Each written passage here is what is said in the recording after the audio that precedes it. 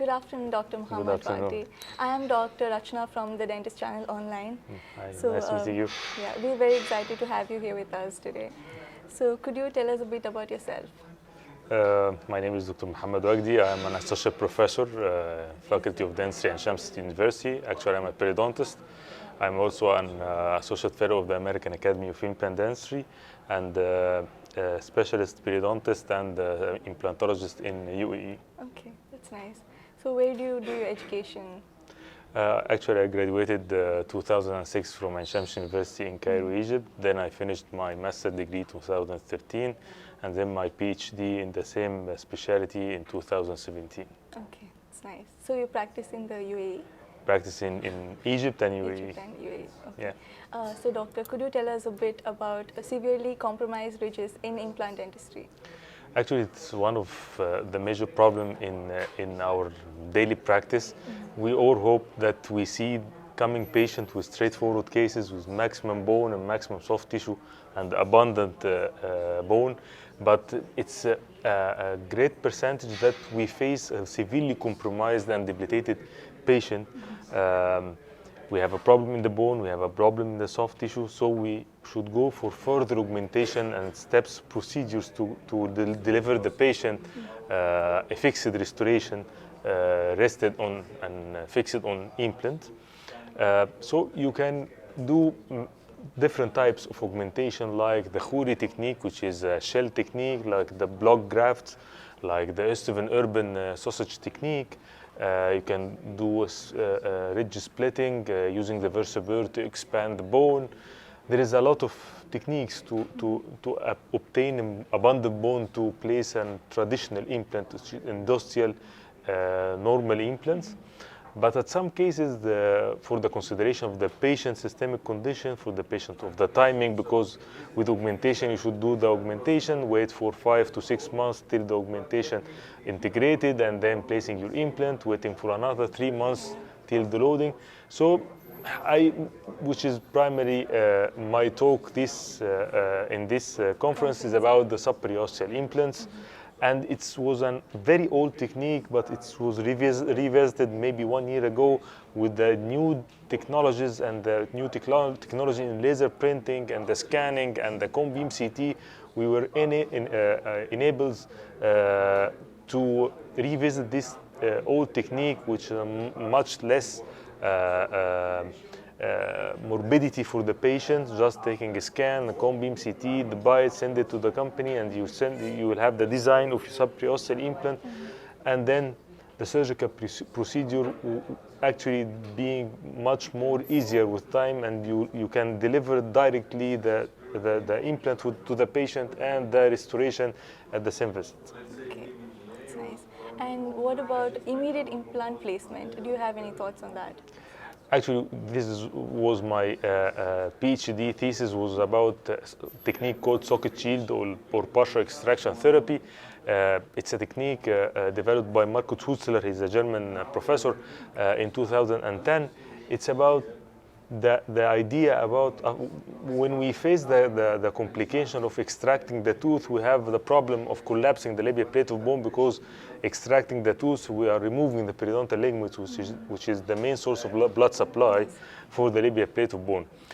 So once we extract the tooth, we have the collapse, and then we go to the dilemma either to make a socket preservation and revisit the place after 3 to 4 months to do implants, or to do immediate implant placement and to do grafting in the jumping distance or the gap distance, and the dilemma about is it a gap distance or is it a jumping distance, grafting or non-grafting the area.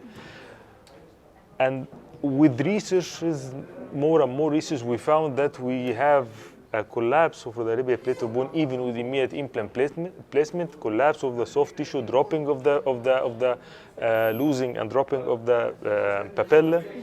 So with this technique, which is the socket shield, we leave a very thin and coronal part of the labial part of the tooth attached to the labial plate of bone, as if we are faking that the tooth is still there, the periodontal ligaments are still there, so the labial plate of bone does not resorb.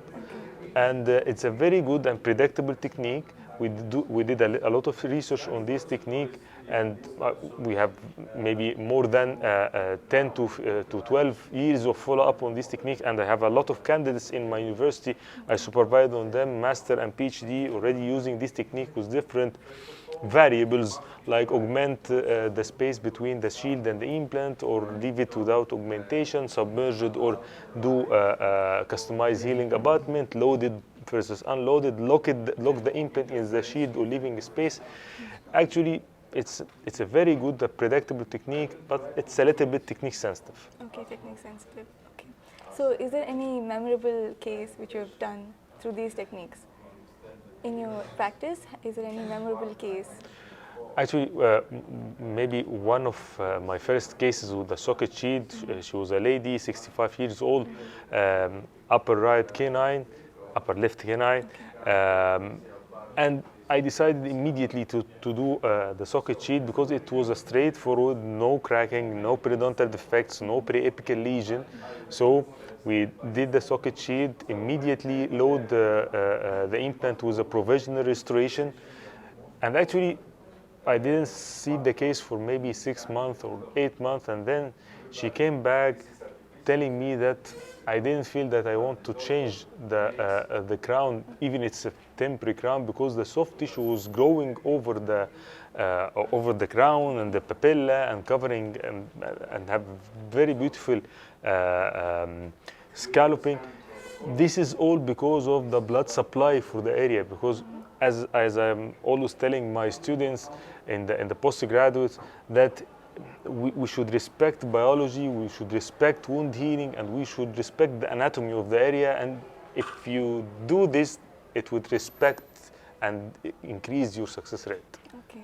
What are the different techniques of connective tissue grafting which you usually prefer? It depends on why you want this soft tissue grafting. Either you want it to increase the width of the attached gingiva or increase the thickness of the attached gingiva, and where you will use this. Because it's much better to use a pedicle vascularized flap. If you are in the palate, you can use a rolled, there is a technique called pedicle rolled vascularized flap, taking directly from the palate and roll the flap, so it have its own vessels and own blood supply, so it increases the success rate.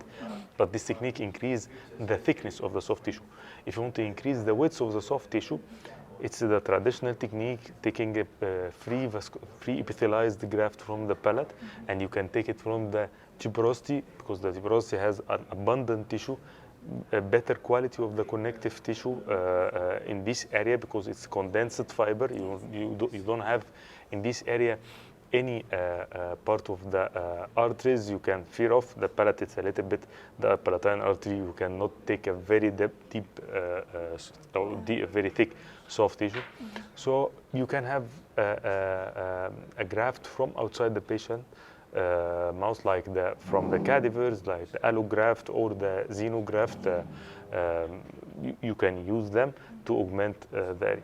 Okay, but which is better? Autografts are much better? Autograft in the soft tissue, autograft is the best you can take, because it has its own cells, it has its own potential cells, it has the blood supply, so the success rate is very high in the soft tissue graft. But if we are talking about the bone, autograft or autogenous graft is good, but taking in consideration the morbidity of the site you are taking the graft from, the abundance of the bone available to take, the resorption rate of the very fast resorption rate of the autograft. So the best option you can have is to make a mix between the autograft and a xenograft or autograft or allograft to retard the resorption rate of the autograft. Okay, wonderful.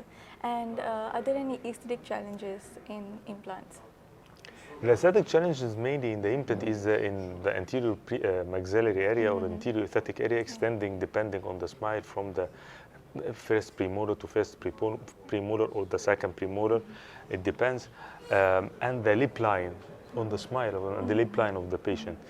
The issue is that how you go through your diagnostic procedure. Did you do a face scan to see the full smile of the patient, the maximum smile, Duchenne smile of the patient? Did you assess the soft tissue?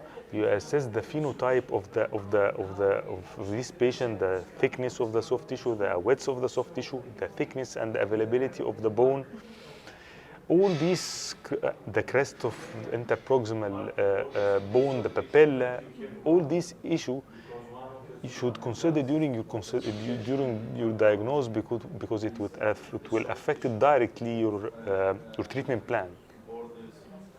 And how can you prevent complications in implant placement? It's actually complication. Once anyone enter the field of implant dentistry, he should know that he will face complication from now and then. Because it's a surgical procedure and it has a prosthetic part and have an arm with the systemic condition of the patient. So we taught our students that you should follow a schematic diagram from patient history, the medical history of the patient. If there is any condition that affect the wound healing of the patient and of the soft tissue or wound healing at any part of the body, and the bone turnover.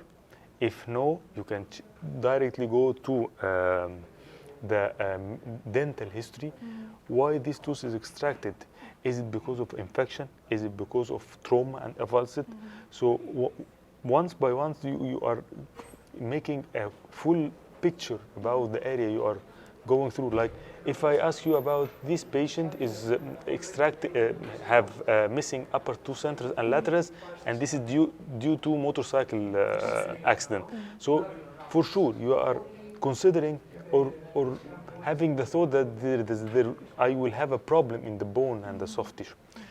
Then respecting the diagnosis you have here with the quality of the bone and the quality of the soft tissue, put all this information in your treatment planning, considering the anatomy of the area, considering the wound healing and biology. There is nothing called that I will put my implant and after 1 or 3 weeks or 1 month I will load the implant. It's not respecting wound healing. Should respect what is the cells, what we taught about or learn about the cells and the stages of the wound healing. We have stages: resorptive, inflammatory phase. You should respect these phases and respect and use your information and use your experts in putting the design of the final prosthesis. Why you should, in this case, you should use implant support over denture. Another case you can use or fixed bridge all-on-4, subperiosteal implants. Some doctors talking about zygoma and pterygoid implants. There is a lot of information, a lot of treatment option. The idea about or the success depending on which type of treatment plan and what type of material you will use that best suit this case, because all of them will be right, but it's a puzzling. Yeah, okay. And are there any like bone pathologies which are unfavorable for implant placement? It's right now, at the past, sometimes we are telling our students that there is absolute contraindication, but right now there is not absolute contraindication. Like in the past, diabetes was a contraindication. Right now it's a relative contraindication. Like if the patient is controlled and have glycated hemoglobin less than 7, go for implant. If not, you need to refer your patient. Okay. If the patient have a high level of parathyroid hormone, so will have a problem with the calcification of the bone, refer the patient first, and after treating the condition, we return back to you. Cases with radiation and cases with osteoporosis, taking like bisphosphonate. In the past, it's complete contraindication, but there is some medication like right now, like Denzomab, it overcome the problem of what will happen with bisphosphonate. So there is not pathology, but there is some condition we don't like to manipulate the bone. Like in cases of lower anterior mandible, if you have D1 bone, the problem with D1 bone is that you have complete cortex with no cancellous bone. That we love when we do implant placement, we see blood. Yeah. And even a lot of doctors talking about if we don't have blood, we do a decortication. Okay. Why about the idea of decortication is we want to see a blood in the area exposing the bone marrow spaces So inside the bone marrow spaces, it's not blood, it's blood with the osteoprogenitor cells, the blood with undifferentiated mesenchymal cells that can be differentiated to osteoblast and lay down bone. It's a blood with growth factors. So all these elements help you to osseointegrate for the implant and bone growth in case of augmentation. Okay. And how many implants have you placed till date in your practice? I can figure out. It's maybe by thousands, but I don't remember now. And when was the first implant placed by you? The first implant was in 2006. After immediately my graduation, I took a course, small course, so it was my first introduction to the world of implants. Okay. And was there any case like the blood picture and anatomy consideration, everything was fine, but still the implant failed? Have you encountered any case? Yes, for sure, because as I told you earlier, that the implant it has, or the implant case, it has a lot of factors affecting you. Systematic, there is sometimes the patient didn't tell you about some of the systemic condition. They tell you that he is smoking 2 packs per day. He's just telling you, smoke one cigarette, 2 cigarettes per day. Sometimes alcoholic patients, sometimes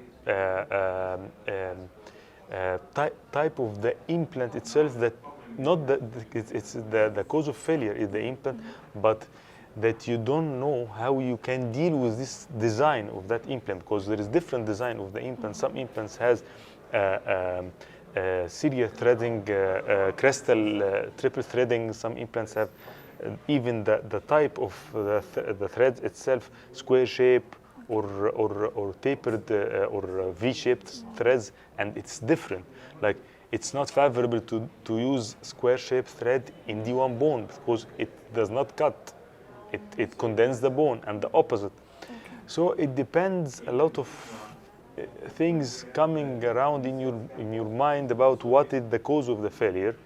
But at the end, all of the specialists working in the field of implant dentistry, they know that we are facing failure in everyday practice. Yes. Some sort of failure. So even if you have a peri-implant mucositis, which is a very small inflammation in mucosa, it's a type of not failure, but ailing implant. If you leave it, it will fail at the end. So you should interfere, know what is the cause of this inflammation. Maybe it's because of the cement. For that reason, right now, some terminologies called peri-implant cementitis, because of the cement retention, and you cannot remove all the cement, excessive cement in case of cementation. For that reason, some specialists prefer the screw retained. Okay. And which is the best material according to you in implants? Implant material? Actually, I don't know a lot of materials of the implant. It's titanium, and I used to do titanium. But actually, I met Dr. Nubazi, Sami Nubazi, in Las Vegas 2 weeks ago. He's lecturing right now, and he talked about zirconia implant, and we have a talk with each other. And I love the idea about there is another material, biocompatible material, osseointegrate, according to research, have the very good and beautiful aesthetics of the soft tissue. For sure, it's biocompatible and more than the titanium in the area of the soft tissue, according to the soft tissue. But we were talking about that we need a lot of research to have the same idea of the success rate, the same idea of the components, to have the screw retention, the flexibility of this part, decrease the percentage of fracture of the zirconia implant. If we have this step furthermore, I think all the practitioners will shift toward zirconia implant. Okay. And would you like to give any tips for beginners who are yet to place implants? Yes, for sure, because I was a beginner a few years ago. Actually, don't rush toward more complicated cases. Study the basics of the implant. There is a textbook on dental implant anatomy, which is a lot of specialists don't read these books, but read these books carefully.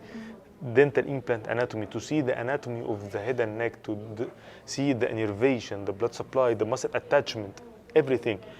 Read carefully about the wound healing and the stages of the wound healing, the steps of the wound healing. Read very carefully about the prosthetics, because there is no, if you will tell you calling yourself an implantologist, forget about that I'm an implantologist and another one will load my implant. You will be responsible for your implant. So you need to know the occlusion over the implant. You need to know the slopes of the articular eminence, and because according to the slopes of the articular eminence, you will do the slope of the cusp inclination. You need to know different type of occlusion according to the opposing dentition. Read about systemic. This is a little bit boring stuff, but if you prepare yourself very good in this area, the rest is done. You will need anyone to learn new surgical steps of the implant placement, types of the implant, surface treatment of the implant, material of the implant. Go first for a straightforward cases, maybe for 10-15 cases, know how to deal with the straightforward cases. Then step by step you will see yourself go for immediate implant placement, and then furthermore for socket preservation, sinus lifting, internal, external, ridge augmentation. It's a very simple procedure, but you will need to have a very sound and foundation of knowledge. Okay, doctor. Thank you so much. Thank you so much. Enlightening with your knowledge. Thank you for